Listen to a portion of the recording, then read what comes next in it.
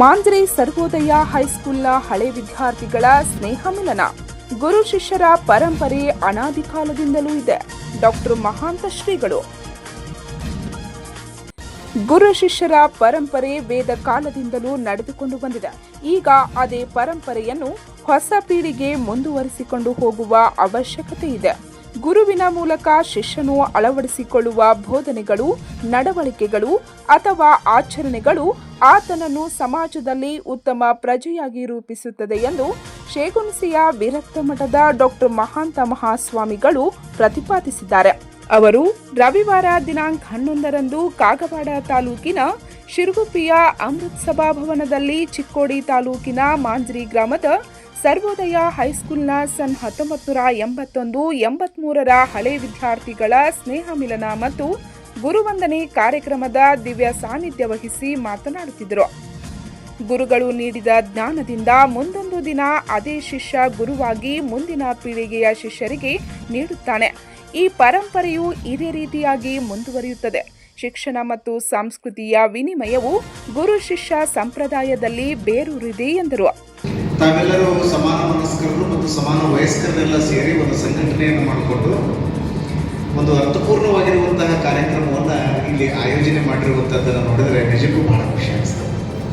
ಎಲ್ಲ ಗುರುಗಳನ್ನು ವೇದಿಕೆ ಮೇಲೆ ಕರೆದು ಅವರಿಗೆ ಗೌರವವನ್ನು ಸಲ್ಲಿಸುವಂಥದ್ದು, ಇದು ನಮ್ಮ ಭಾರತದ ಸಂಸ್ಕೃತಿ ಸಂಸ್ಕಾರವನ್ನು ಹೇಳುವಂತಹ ಒಂದು ಪದ್ಧತಿ.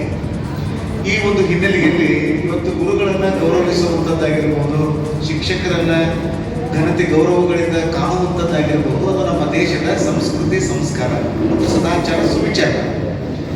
ಆ ಒಂದು ಹಿನ್ನೆಲೆಯಲ್ಲಿ ನಾವೆಲ್ಲರೂ ಏನು ಅರ್ಥ ಮಾಡ್ಕೊಳ್ಬೇಕು ಅಂದರೆ, ಭಾರತ ದೇಶದ ಬಹಳ ದೊಡ್ಡದಾಗಿರುವಂಥ ಒಂದು ಪರಂಪರೆ ಇದು. ಎಲ್ಲರೂ ಸೇರಿಕೊಂಡು ಗುರುಗಳು ಹೇಳಿರುವಂತಹ ದಾರಿಯಲ್ಲಿ ನಡೀಬೇಕು ಅನ್ನುವಂಥ ಹಿನ್ನೆಲೆಯಲ್ಲಿ ತಾವೆಲ್ಲ ಸೇರಿದ್ದನ್ನು ನೋಡಿದ್ರೆ ಬಹಳ ಖುಷಿ ಅನಿಸ್ತದೆ. ಎಲ್ಲರೂ ನೀವು ಪೇಟ ಸುತ್ಕೊಂಡು ಕೂತೀರಿ. ಯೂಶ್ವಲಿ ಎಲ್ಲ ಕಡೆಗೆ ಸಾಂಗ್ಗಳಷ್ಟ ಪೇಟ ಸುತ್ಕೊಂಡು ಕೂಡ್ತೀವಿ. ನೀವು ಎಲ್ಲರೂ ಸುತ್ಕೊಂಡು ಬಿಟ್ಟಿರಿ. ಭಾಳ ಚಂದ ಕಾಣಾಕಿದ್ದೀರಿ ಎಲ್ಲರೂ. ಅಂದರೆ ಎಲ್ಲರೂ ಈ ಥರ ಕೆಟ್ಟದಾದ ಒಂದು ಕಾರ್ಯಕ್ರಮ ಮಾಡಿ ಹಳೆಯ ನೆನಪುಗಳನ್ನು ಮೆಲುಕು ಹಾಕ್ಕೊಂಡು ಎಲ್ಲ ಗುರುಗಳನ್ನು ವೇದಿಕೆ ಮೇಲೆ ಕರೆದು ಅವರಿಗೆ ಗೌರವವನ್ನು ಸಲ್ಲಿಸುವಂಥದ್ದನ್ನು ತೋರಿಸಿದ್ರೆ ಇದು ಏನು ತೋರಿಸ್ತದೆ ಅಂತಂದರೆ, ಯಾವುದು ನಮ್ಮ ಜೊತೆಗೆ ಉಳಿತದೆ ಅನ್ನುವಂಥದ್ರ ಬಗ್ಗೆ ನಾವು ಚಿಂತನೆ ಮಾಡಬೇಕು. ಈಗ ನೀವೆಲ್ಲ ನಮ್ಮ ಕೋಟಿಯವರವ್ರು ಹೇಳ್ತಿದ್ರಿ, ಎಲ್ಲ ಗುರುಗಳಿಗೆ ನಾವು ಒಂದು ಗೌರವ ಸತ್ಕಾರ ಕಾರ್ಯಕ್ರಮ ಇಟ್ಕೊಂಡಿವ್ರಿ ಆಚಾರ, 2 ಮಾತುಗಳನ್ನು ನೀವು ಬಂದು ಹೇಳ್ರಿ ಅಂತಿದ್ವಿ. ನಾನು 15ರಿಂದ ಇಲ್ಲಿಗೆ ಬರುವಷ್ಟರಲ್ಲಿ ಸ್ವಲ್ಪ ವಿಳಂಬ ಆಯಿತು. ನಿಮ್ಮನ್ನೆಲ್ಲ ನೋಡಿ ನನಗೆ ಭಾಳ ಯಾಕೆ ಖುಷಿ ಅನಿಸ್ತದೆ ಅಂತಂದರೆ, ಈ ದೇಶದ ಮೂಲಭೂತವಾಗಿರುವಂತಹ ಒಂದು ವ್ಯವಸ್ಥೆ ಏನು ಅಂದರೆ, ಮಾತೃದೇವೋಭವ, ಪಿತೃದೇವೋಭವ, ಅತಿಥಿ ದೇವೋಭವ, ಆಚಾರ್ಯ ದೇವೋಭವ. ಆಚಾರ್ಯ ದೇವೋಭವ ಅಂದರೆ ಗುರುಗಳನ್ನು ಗೌರವಿಸುವಂಥ ಒಂದು ಪದ್ಧತಿ. ಅಲೆಕ್ಸಾಂಡರ್ ಮತ್ತು ಅರಿಸ್ಟಾಟಲ್ ಇಬ್ಬರು ನಡ್ಕೊಂತ ಹೊರಟಿದ್ರು. ಭಾಳ ಅಪರೂಪವಾಗಿರುವಂಥ ಗುರು ಶಿಷ್ಯರಿಗೆ ಅವರು. ಅಲೆಕ್ಸಾಂಡರ್ ಅಂದರೆ ನಿಮಗೆ ಗೊತ್ತಿರಬೇಕು, ಕೇವಲ 32ನೇ ವಯಸ್ಸಿನಲ್ಲಿ ಅರ್ಧ ಜಗತ್ತನ್ನು ಗೆದ್ದಿರುವಂಥ ವೀರ ಸಾಮ್ರಾಟ್ ಅಂತ ನಾವು ಕರಿತೀವಿ. ಅಂತ ಅಲೆಕ್ಸಾಂಡರ್ ಅರಿಸ್ಟಾಟಲ್ ಇಬ್ಬರು ನಡ್ಕೊಂತ ಹೋಗುವಂಥ ಒಂದು ಸಂದರ್ಭದಲ್ಲಿ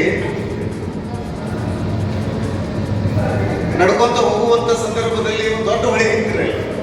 ಈಗ ನಮ್ಮ ಕೃಷ್ಣ ನದಿ ಐತಲ್ಲ, ಇಂಥದ್ದೊಂದು ದೊಡ್ಡ ಹೊಳೆ ಹೋಗ್ತಾ ಇತ್ತು. ಅವರಿಬ್ಬರಿಗೆ ಗೊತ್ತಿರಲಿಲ್ಲ ಹೊಳೆ ಎಷ್ಟು ಆಳದ ಎಷ್ಟು ಅಗಲದ. ಮೊದಲಿಗೆ ಕಾರ್ಯಕ್ರಮದಲ್ಲಿ ನಿವೃತ್ತ ಶಿಕ್ಷಕರನ್ನು ಪುಷ್ಪವೃಷ್ಟಿಯೊಂದಿಗೆ ಸ್ವಾಗತಿಸಿ ಬರಮಾಡಿಕೊಳ್ಳಲಾಯಿತು. ನಂತರ ಪ್ರಾರ್ಥನೆಯೊಂದಿಗೆ ಕಾರ್ಯಕ್ರಮಕ್ಕೆ ಚಾಲನೆ ನೀಡಲಾಯಿತು. ನಂತರ ತಮಗೆ ಕಲಿಸಿದ ಶಿಕ್ಷಕರನ್ನು ಸನ್ಮಾನಿಸಿ ಗೌರವಿಸಲಾಯಿತು.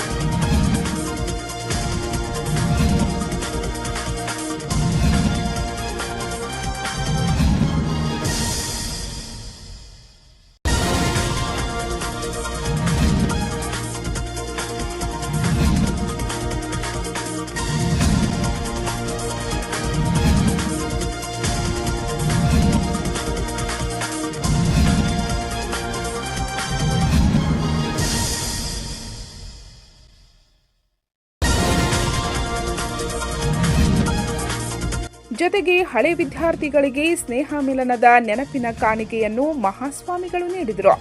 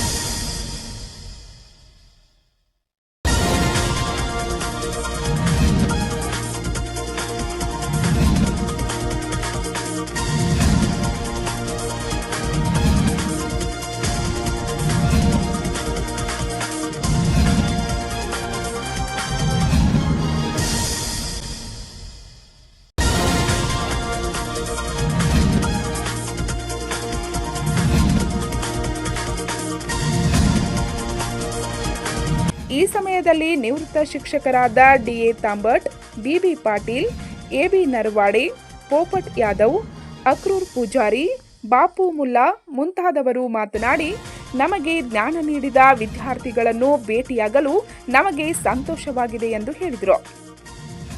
ಇಂದು ಅನೇಕ ವಿದ್ಯಾರ್ಥಿಗಳು ನ್ಯಾಯಾಧೀಶರು, ವಕೀಲರು, ವೈದ್ಯರು ಮತ್ತು ಶಿಕ್ಷಕರಾಗುವ ಮೂಲಕ ನಮ್ಮ ವೃತ್ತಿಯನ್ನು ಮುನ್ನಡೆಸುತ್ತಿದ್ದಾರೆ. ಇದು ಹೆಮ್ಮೆಯ ವಿಷಯ ಎಂದು ಅವರು ಹೇಳಿದರು.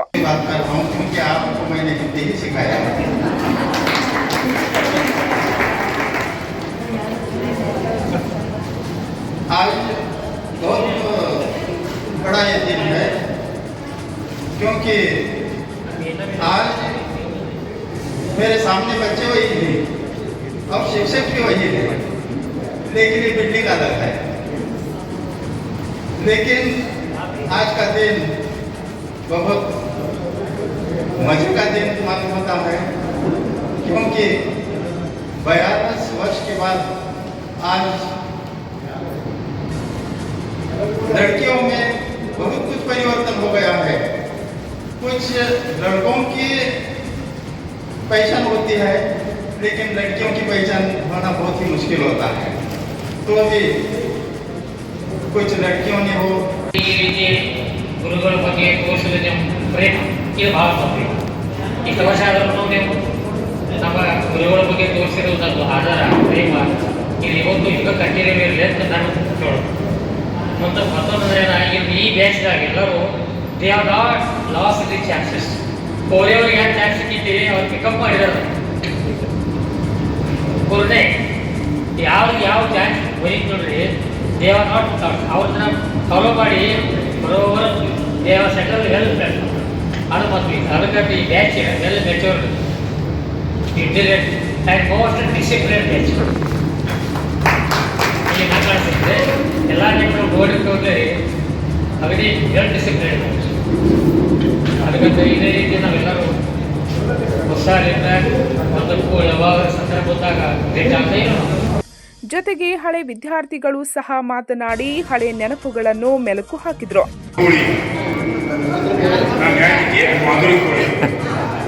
ನಾನು ತಹಶೀಲ್ದಾರ್ ಆಫೀಸ್ ಚಿಕ್ಕೋಡಿಯಾಗಿ ಕೆಲಸ ಮಾಡ್ತೇನೆ, ರೆವಿನ್ಯೂ ಡಿಪಾರ್ಟ್ಮೆಂಟ್ ಇಲೆಕ್ಷನ್ ಸೆಕ್ಷನ್ ಐತೆ ನನ್ನ ಕಡೆ. ನಾನು ನಂಬರ್ ತಗೊಳ್ಳಿ, ಯಾವುದು ಕೆಲಸ ಇತ್ತಂದ್ರೆ ಯಾವುದೇ ತಹಶೀಲ್ದಾರ್ ಆಫೀಸ್ದಾಗಿದೆ, ಬೆಳಗಾವಿ ಜಿಲ್ಲಾದಾಗ ಯಾವ ತಹಶೀಲ್ದಾರ್ ಆಫೀಸ್ದಾಗ ಇದ್ದರೆ ನಾನು ಕಾಂಟ್ಯಾಕ್ಟ್ ಮಾಡಿ. ನಂಬರ್ ತಗೋರಿ 9739218507. ಎರಡು ಗಂಡು ಮಕ್ಕಳ ಹುಡುಗಿಯರು ಮದುವೆ ಮಾಡ್ತೀವಿ, ಪೂಜಾ ಕೊಡಿ ಅಂತ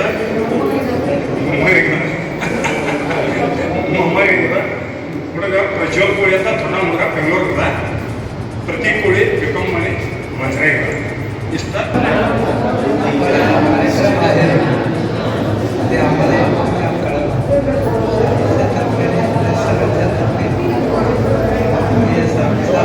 सर्वांचा आभार मानतो.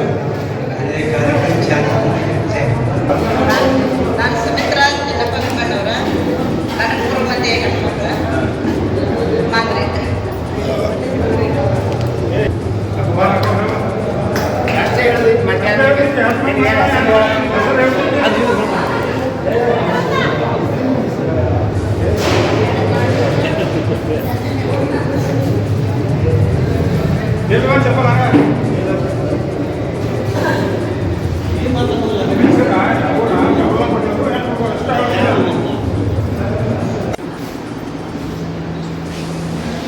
ಎಲ್ಲ ಸ್ನೇಹಿತರಿಗೆ ವಂದನೆಗಳು. ನನ್ನ ಹೆಸರು ಸಂಜಯ್ ಬೈನವ್ರು ಅಂತಾರೆ. ಎಲ್ಲರಿಗೂ ಗೊತ್ತಿದೆ, ನಮ್ಮ ಶ್ರೀಮತಿ ಎಲ್ಲರಿಗೂ ಗೊತ್ತಿದೆ, ಮಾಡಿದ್ರೆ ಬೈತೀನಿ, ಎಲ್ಲರಿಗೂ ಗೊತ್ತಾಗಿ. ಈಗ ಲಕ್ಷ್ಮೀ ಗಿಣಿ ಸೊಸೈಟಿಯಾಗ ಕೆಲಸ ಮಾಡ್ತಾರೆ. 32 ವರ್ಷ ಆಯ್ತು. 32 ವರ್ಷದಲ್ಲಿ ಎಲ್ಲರೂ ಕೂಡಿ ಈ ಥರ ಇದಾಗಿ ಹೊಳಿ ಮಾಡಿ ಬಾಬಾ ಸಾಹೇಬ್ ಆಗಲಿ, ಚಂದು ಪಟ್ಟ ಇವೆಲ್ಲ ಕೂಡಿ ಲಕ್ಷ್ಮಣ ಆಗ್ತೀವಿ ನಮ್ಮ ಹೀರೋ. ಕಾಯಂ ನಾವು ಬೇಕೋತ ಐಡಿ ಯಾಕೋ ಏನೋ ಮಾತಾಡ್ಬೇಕು ಹೆಂಗ ಒಬ್ಬ ಹೆಂಗ ಇಡುವಾಗತ್ತ ಇನ್ನು ಎಲ್ಲರೂ ಕೂಡ ಏನು ಮಾಡಿ ಇವಾಗ ಇದು ಮಾಡ್ತು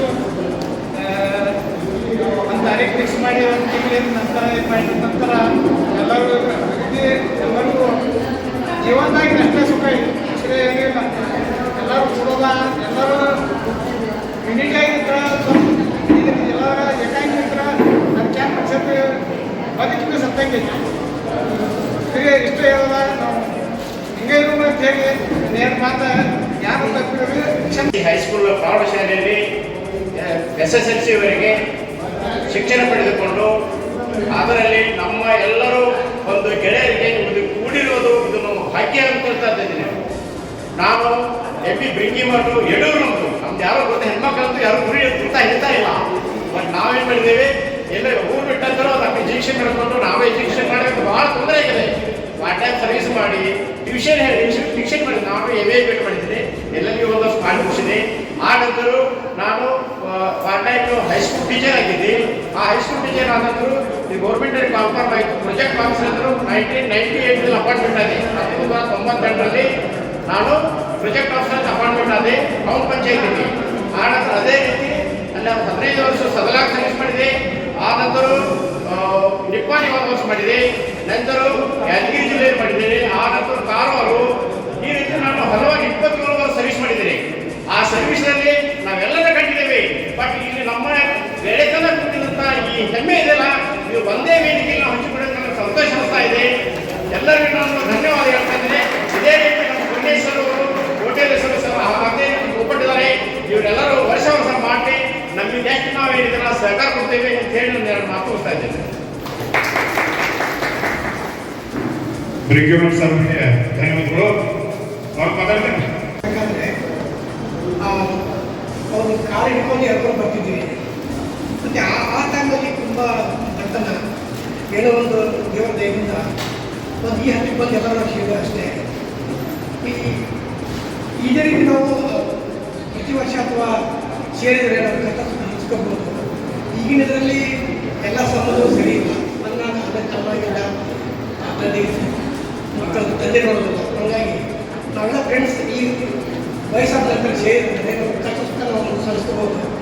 ಯಾರಾದ್ರೂ ತೊಂದರೆ ಇದ್ದರೆ ಒಬ್ಬರಿಗೊಬ್ಬರು ಸಹಾಯ ಮಾಡ್ಕೊಂಡು ಅನ್ನೋ ಒಂದು ಆ ಉದ್ದೇಶದಿಂದ ನಾವು ಭಾವಿಸೋದು ಹೇಳಿದೆ.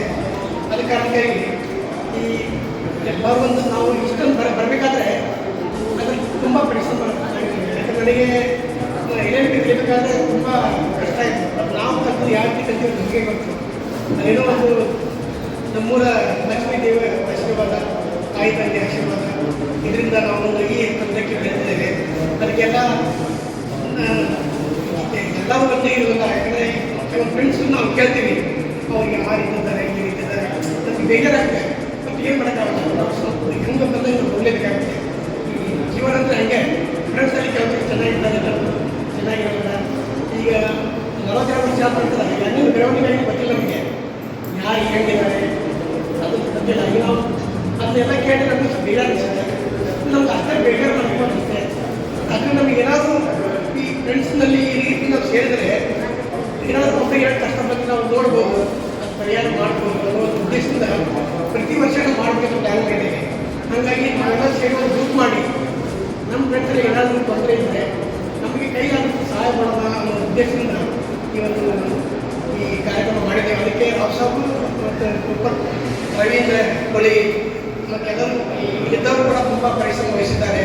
ಅವರಿಗೆ ಎಲ್ಲರ ಪರವಾಗಿ ಧನ್ಯವಾದಗಳನ್ನು ಅರ್ಪಿಸ್ತೇನೆ. ಅದಕ್ಕೆ ನೀವು ಏನೇ ಕಷ್ಟ ಸುಖ ಇದ್ದರೂ ಒಂದು ಶೇರ್ ಮಾಡ್ತಿದ್ದಾರೆ. ಯಾವ ಕಾರಣ ಅಂದರೆ ನೀವು ಇದು ಮಾಡಬೇಡಿ.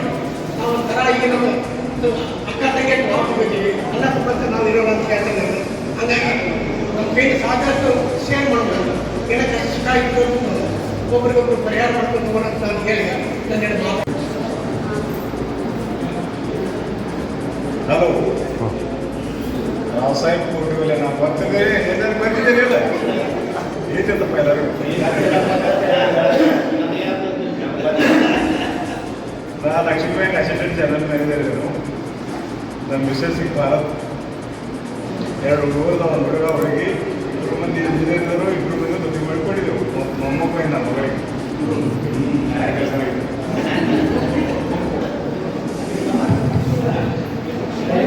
ನನ್ನ ಹೆಸರು ಶಿವಗೌಡ ಶಂಕರಗೌಡ ಪಾಟೀಲ್. ನನಗೆ ಒಬ್ಬ ಗಂಡು ಮಗ, 3 ಹೆಣ್ಮಕ್ಳು. 3 ಹೆಣ್ಮಕ್ಳನ್ನ ಮದುವೆ ಮಾಡಿಕೊಟ್ಟೇನು. 3 ಹೆಣ್ಮಕ್ಳಿಗೆ ಎಲ್ಲ ಮಕ್ಕಳಿಗೆ ಹುಡುಗನಷ್ಟೇ ಮದುವೆ ಮಾಡೋದು ಕಷ್ಟ. ಚೆಂದಿ ಓದಿ ಆಗಿಲ್ಲ, ಎಲ್ಲ ಆರಾಗಿದೆ.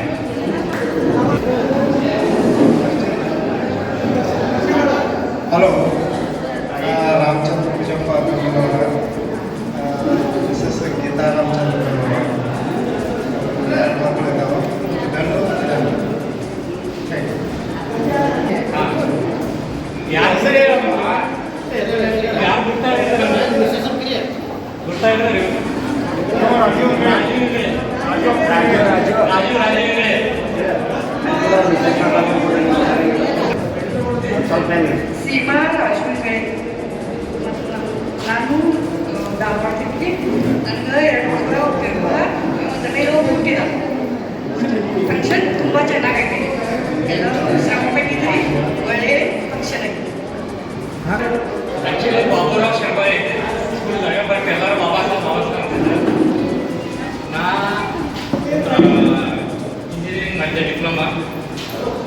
ಆಫ್ಟರ್ ಇಲ್ಲಿ ಒಂದು ಚಿಕ್ಕಮಗಳೂರು, ಆಮೇಲೆ ಪುಣೆಗೆ ಆಲ್ಮೋಸ್ಟ್ 35 years ಅಲ್ಲಿ ಜಾಬ್ ಮಾಡಿದೆ MNC ಕಂಪನಿಯಲ್ಲಿ. ಆಮೇಲೆ ಜಸ್ಟ್ 2 months ಬ್ಯಾಕ್ ಇಲ್ಲಿ ಬೆಳಗಾವಿ ಪ್ಲಾಂಟೆಡ್ ಅಂತ ಹೊಸ ಪ್ರಾಜೆಕ್ಟ್ ಇದೆ, ಅಲ್ಲಿ ಹೊಸ ಅಸೈನ್ಮೆಂಟ್ ಬಂದಿದೆ.